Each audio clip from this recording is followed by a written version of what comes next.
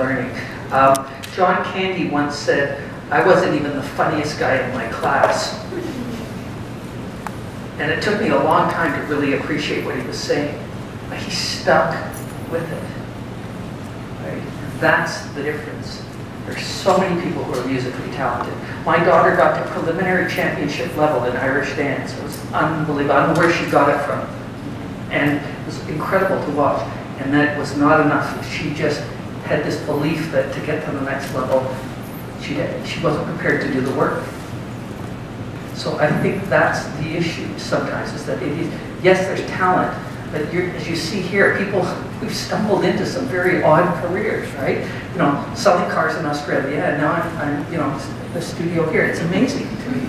But that, I think, is the other thing that young people need to hear. Because all they see is the glossy pictures of the, you know, Jason or Bieber, whatever his name is, or the Jonas Brothers, whoever, and they think there's this somehow magic jump to get there. And maybe for that part of it is just you have to look cute and so on. But you know what I mean? That there is that it's, well, but I'm not good enough. Well, I'm not good enough yet either, and I'll be better next year, and so on. And I think anyone up here will tell you that. You know, I look at anything I did 2 years ago and cringe, right? You know, it's like, oh man, that's I could have said that in half the time and people would have thought I was twice as funny. I thought you were great at it. Yeah. I'm just quietly listening here, and I think that one of the problems is that you're overthinking way too much. I think that if you go with the flow of what it is you want to do, the pathway will be cleared for you. I don't think it takes a lot of, you know, I've got to strategize this, and then I've got to do that, and then when I get to this part, what am I going to do next? You know, I can think of a couple examples. One we were just talking about earlier was Facebook. Facebook was started by a couple of nerds who wanted to be part of the cool group.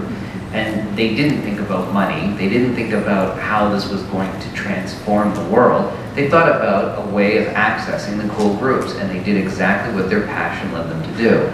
I didn't have enough money to complete film school, so the logical thing to do was to call Conrad Black and ask him for a check, and a week later he gave me a check. So it wasn't about how am I going to get this government grant, or how am I going to, you know, where am I going to go from here. Don't worry about that stuff. Just do what part of being an artist is to have fun in your life. That's why, I think that's why people don't like artists, is because they're having fun while somebody else is working, you know, in a place that they don't want to work.